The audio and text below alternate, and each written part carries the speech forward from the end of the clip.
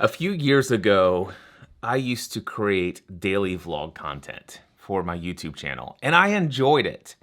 Not only did I enjoy it, but it opened up lots of dialogue and conversations with so many people in my community. I mean, there was a season of life where daily vlogging was kind of a thing, and I don't think it started with Casey Neistat, but he certainly made it popular. And over the years, it seems like the content creation landscape has shifted quite a bit. Today, we're doing a lot of vertical video instead of horizontal. And by the way, I'm sitting here thinking, should I edit myself? Should I start over? This is a thing. I am thinking that it's time to come back, for me, to a little bit of that vlogging style. Not necessarily let me show you random bits and parts of my day, although I think there could be value in that. It's just the question of whether or not dedicating that much time to creating the video clips throughout the day and then spending 2 hours editing a montage of video clips at the end of the day into something. There's a part of me that actually thinks maybe there's some value to that even. Maybe there's some missing magic there. But one of the things that I was getting ready to do is that my head is just bursting with ideas. And it has been for the last few weeks. So many different ideas, so many different directions of things that I want to share with you. And I'm like, I've got to organize all of these things. I need to think this out. I need to make sure that I'm so respectful of people's times because their attention spans are so short and they're only wanting specific things like this. I've got to make sure that I dial it all in. And I think that is the thing that has shifted over the years. So much of what people are perceiving as high quality content is this super highly produced content where all of the content is scripted and or the sets are beautiful. It's highly edited such that there's no filler words, there's no wasted empty space, there's no long pauses. It's just straight to the point. Let's get into this. And there's room for that. I must admit that I, along with so many others, have grown very much accustomed to the flicking of the screen on TikTok over and over again. And if you don't hook me within the first maybe second and a half, then I'm flipping on through. But at the same time, the ones that do capture my attention, it's not always the quality of the production that captures my attention as much as it is the human connection. And in my last video that I published, I talked about the fact that it seems like we all sound like AI today. And I was guilty of this too, without knowing that AI has a way of communicating, a tonality, a rhythm, a pattern of language. And I'm not just talking about the M dashes, which are not necessarily going to show up when we're communicating or reading from a script in an audio production or a video, but there are certainly different rhythms. I can think of like 4 or 5 different things that I see several times throughout my day interacting with AI. And then as I'm flipping through people's content, I can just tell this person is reading from a script that was produced by AI. And I have no idea whether or not that person created it themselves or it's just, hey, give me a topic on such and print it out and let me read it. There's no way for me to know that. So GPT 5.1, ChatGPT 5.1 came out the week after I published that last video. And supposedly it has different personalities now. And supposedly it will follow your instructions that you give it, not just one time, but all of the time. By the way, this is not a ChatGPT script. It's not this, it's that. You can tell it not to do those things, but even still, there's a routine pattern. I don't think you can prompt away everything that makes AI AI.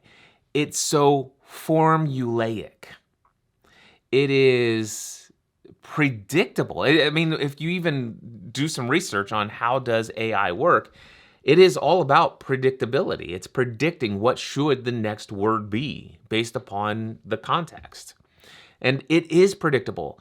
And our brains are meaning makers and pattern recognition devices. And so for me, it just stands out. And I've been wanting to get back to creating consistent content. I was thinking about, oh, wow, now that I've confirmed that I can do these 3-minute videos, up to 3 minutes in shorts, that seems like a great format. And then as I began to think about what am I going to say and how am I going to deliver it and all of these things, I'm like, that's not good enough. And I found myself wanting to impress you. I found myself wanting to make sure that what I am saying is worthy of your time, your energy, your attention. That somehow the content has to be the value.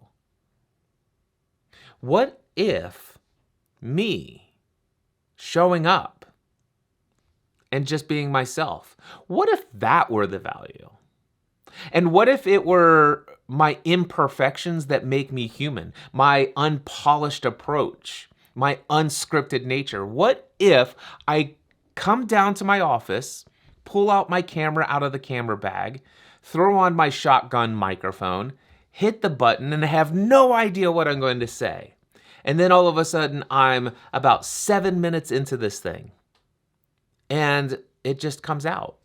Whatever comes out, comes out. What is the value of this? Well, if you're watching me right now, there's got to be something in this for you. I'd like to know what that is. Could you do me a favor and take a pause for just a moment? Click pause on the screen. And then ask yourself, why have I watched Cliff so far all the way up to 7 minutes and 23 seconds? Why is that? What is it that kept me here beyond flipping on to the next thing or clicking to the next thing or shutting this video down? I'd love to hear that. Because my suspicion is that I'm not going to feed an algorithm that is going to promote this video to lots of people. It's not going to be SEO optimized. It's not going to be keyword optimized, search optimized, thumbnail optimized. It's not going to meet any of the things that are necessary for the algorithm to say, let's put this in front of all of these people. Chances are, you are subscribed to so much content in my YouTube feed, or if this is on Facebook or someplace else that you're watching, or TikTok. This doesn't fit the format of TikTok, for example. This is not in vertical format. It's longer than 3 minutes. It's not optimized for anything other than optimized for human connection. Optimized for being authentic and real. Optimized for being me. And I have found myself asking, why is it for the last few weeks I've been wanting to create more content, video content specifically, more consistently, but I haven't been pulling the camera out and hitting record. And as I've been asking myself, why is that? It's because, well, I don't feel like I have anything that's optimizable right now to share, or I don't feel like I have the amount of time that would be required to put something that's worthy of the standards of content today. And yet, as a result of that, I just go day by day without showing up. And I have to ask myself, is that doing me or anyone else any good?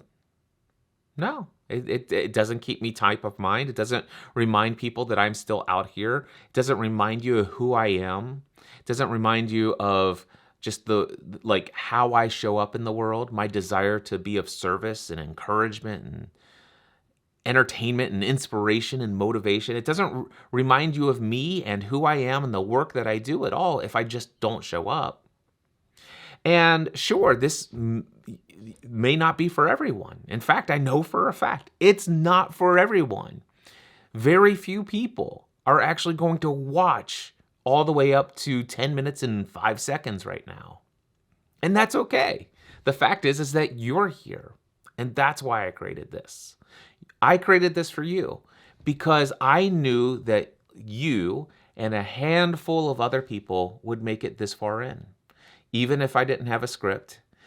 And especially the fact that I haven't premeditated like the bullet point things that are going to impress you about who I am. The fact that I'm just free thinking about my own hesitation to create content, to show up. The fact that I can't scale this type of video production. I can't sit here and create 12 pieces of this content all day, every day, and then feed an algorithm so that I'll grow an audience of thousands of people. When did I ever get sucked into this idea that I'm here to grow an audience in the hundreds of thousands? I mean, I know how I can do those things, and I've had some experience with that in audio. But even in audio, I've gravitated towards content that's more niche, more focused, and that resonates only with a very small, select, super niche audience. And those audiences have been in sometimes as low as the hundreds, sometimes around 4, 5, 6,000, and maybe upwards of 10, 15, 20,000. Super niche audiences where those who connect with it, it makes a difference. And then, of course, there's the, how do I look today? This is a Sunday morning getting ready to go shopping with Stephanie. I hear her up in the kitchen. She's waiting for me probably by now. She said, I'm going to go up and get dressed and I'll be ready when I come back down. And I didn't even know I was going to record a video today. But all of a sudden, I'm like, I feel this inspiration. I've been putting this off too long. And there's a part of me that's like, man, should I actually go in and hit the beard with the hair dryer and get the little frizzies to straighten out a little bit in the beard, and it's crazy how much I recognize my desire to look my best, to communicate my best, to outline my best, to present myself to you in such a way that you will like me, that it will matter, and that you will be impressed. And I'm like, why? Why is all of those things what I think? How did I adopt this mentality? And I do know, as I ask myself that question, which I'm asking it right now, I'm a verbal processor, by the way. Sometimes I don't know what I think until I say it out loud. And maybe you're like that in some ways. I don't know. I know a handful of my friends who are content creators that we are verbal processors and we don't know what we think until we say it out loud. But as I ask myself the question, why is it that I've come to this way of thinking that I somehow need to edit this down in short things? I need to, it's not really credible unless you've got vanity metrics on your view count. There are certain content creators that make sure that to establish their credibility, they make sure that their YouTube plaque that shows that they have, 250,000 subscribers or 1 million subscribers is prominently displayed front and center. And I don't have any judgment on that. I celebrate that those people have succeeded in growing the audience and having the impact and influence that they do as a result of that audience. But what I recognize is that sometimes I find myself comparing myself to other people's experience. They've played the algorithm game, and as a result of it, they have the consequences that come along with playing the game that the algorithm wants you to play. And if that's your pursuit, then it can be done. I've got friends of mine who teach people how to follow the algorithms and defeat it, and you can get large numbers. But yet that's not been my desire to go down that route. And yet at times I'm like, well, why bother creating content if I don't get that result. And I'm like, Cliff, you've never wanted that before. And yet occasionally you would do something that would cause that to happen. And I have some examples of that. I have several videos that I've created over the years that have hundreds of thousands of views. And it's back then that all of a sudden attracted the thousands of subscribers that I have today on my YouTube channel, and thousands of subscribers that I had on various different podcasts that I have produced over the years. And then I got reminded. It's like, oh, you know what I was doing then? Just out of my excitement and enthusiasm, I was consistently showing up and sharing things that I had just discovered. And especially when it was something technical, like, let me show you this piece of equipment. Let me show you this piece of software. Let me tell you about this particular thing that was related to a niche. It's like, that always got attention. And then I've been sitting for the last couple of weeks and not just asking, is my appearance good enough? Is my lighting good enough? Is my audio quality good enough? Is the camera equipment that I currently have with me good enough? Is my content outline good enough? Is my hook good enough? Am I good enough? It's just like, I find, and not only that, it's like, but now it's like, wait a second. But what narrow niche audience am I serving? What one specific thing do I want to deliver? What can I create today that is going to be shareable? And I think there's lots of value in creating those things.